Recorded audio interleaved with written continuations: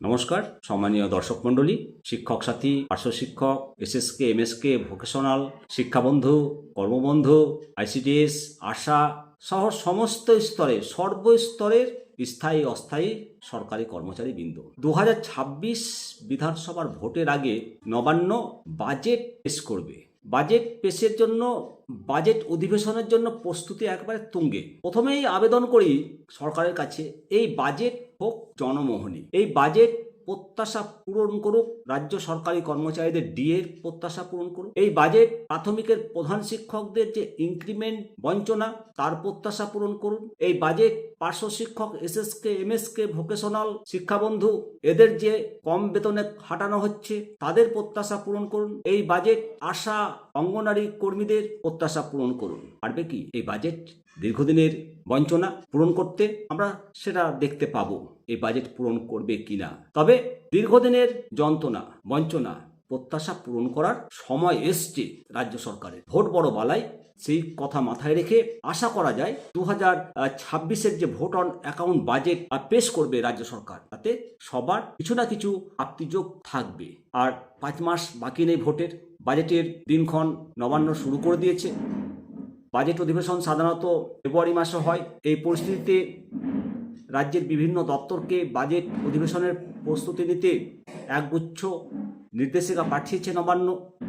2026-27 সালের বাজেট প্রকাশের জন্য সরকারের অধীনস্থ আধা সরকারি বাণিজ্যিক কার্যকলাপে যুক্ত প্রতিটি সংস্থাগুলো গত 3টি অর্থবর্ষের হিসেব নিকেশ জমা দিতে তাদেরকে নির্দেশিকা পাঠিয়েছে। সমস্ত দপ্তরের প্রধান সচিবদের এই নির্দেশিকা পাঠিয়ে দেওয়া হয়েছে, যাতে করে দ্রুত বাজেট প্রকাশের কাজ শেষ হয়।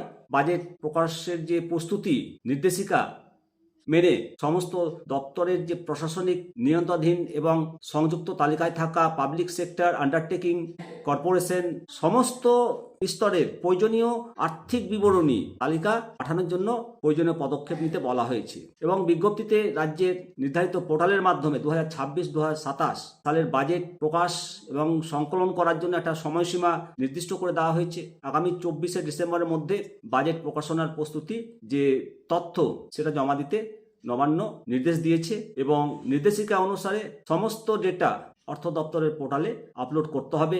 জরুরি হিসেবে এই পদক্ষেপ করতে বলা হয়েছে সমস্ত বিভাগীয় প্রধান সচিবকে।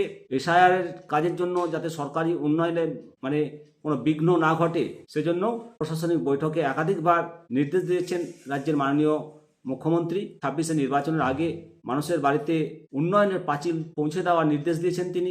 আসন্ন বাজেট অধিবেশনের জন্য প্রয়োজনীয় অর্থ দপ্তরের পোর্টালে আপলোড করার নির্দেশ দিয়েছে।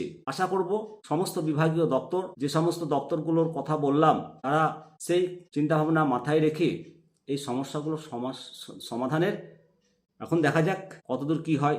অবশ্যই আপনারা আপনাদের মতামত জানাবেন যে এই যে আসন্ন বাজেট সর্বস্তরের বঞ্চিত কর্মচারী এবং ডিএর যে প্রত্যাশা, এই বাজেট কি তা নিরসন করবে? অবশ্যই আপনাদের মতামত কমেন্ট সেকশনে জানাবেন। ভালো থাকবেন। জয় হিন্দ, জয় ভারত।